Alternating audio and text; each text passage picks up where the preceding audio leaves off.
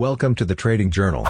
In this video, I will talk about the differences between the exponential moving average and the simple moving average. Later I will show you how to use moving averages to identify the trend. Please don't forget to subscribe for more trading and investing videos. Moving averages indicate trend direction. We have two main moving averages, the simple moving average, known as the SMA, and the exponential moving average, which is known as the EMA. Both of these averages can act as support or resistance. There are only small differences between the EMA and the SMA. Exponential moving average is a weighted moving average, which gives more weight to the recent prices, while the simple moving average gives equal weight to all the prices. So, for example, let's say that we are looking at a 50-period simple moving average in a daily chart. This blue line we see is the average of the stock's closing price for the last 50 days. So basically, our trading software takes the closing price of the last 50 candles, and calculates the average of them. Moving averages are important because of two main reasons.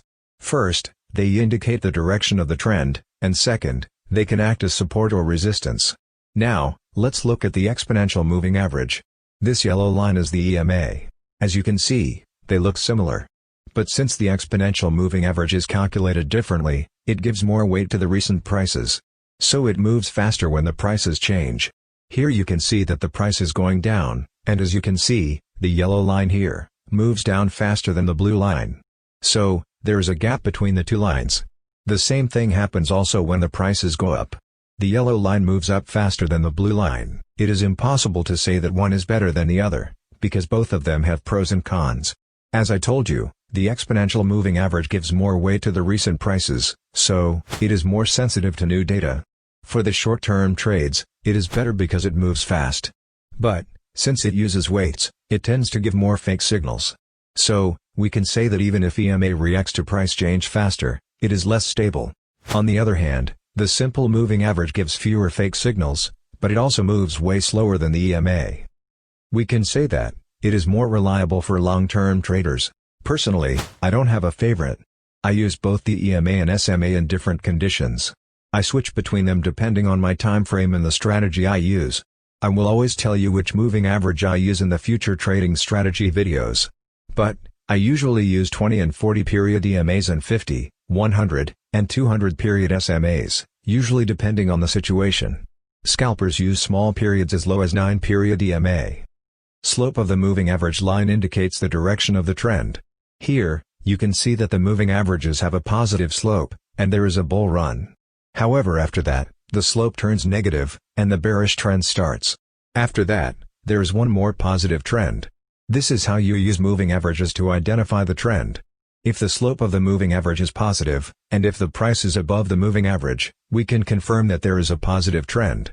On the uptrends, moving averages can act as support, and on the downtrends, they tend to act as resistance. On our example on the screen, you can see that the moving average acts as support many times on the uptrend. So prices go down, and they bounce off the moving average. We can see that the moving average acts as a psychological barrier. We call that barrier the support line. Since many traders look at moving averages, they go long on uptrends, when the price is near the average.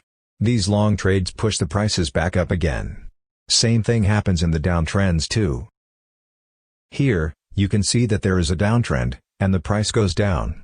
But, while going down, it sometimes rises, and it bounces off from the moving average. In this situation, moving average acts as resistance. Now, let's talk about the main question here, which moving average you should use. And, the answer depends on the time frame. For me, I usually swing trade instead of day trading, and while swing trading, I use the 50-period moving average more. I get help from bigger time period averages to confirm the trend. While day trading, I usually stick with the 20 and 40 period exponential moving averages. I use the 200 period moving average, even when investing, instead of trading. You can use it while you are trading long term. Most ideal time to go long is when all the three lines are going up in a row. If there is a positive trend in all of the time frames, it is a great place to open a long position.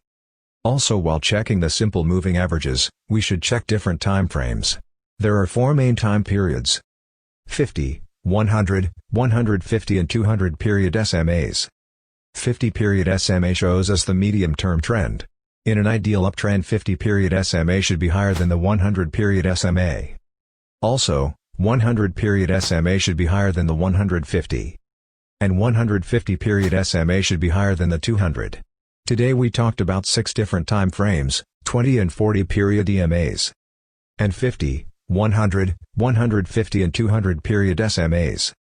In a perfect uptrend, we can see all of them in a row. From 20, all the way to the 200. It is a super rare situation, and it happens very rarely. But, it is a nice place to open a long trade, when 6 of them are in a row like this. Also, it is a great place to open a short trade, if all of them are in the opposite row. I really wonder what time period you guys use the most while trading. Please comment me your favorite moving average type and time. Also don't forget to hit the like button and you may subscribe the channel if you like. Have a fantastic day everyone, and if you have any questions in mind, hit me up in the comments section. Thank you for watching.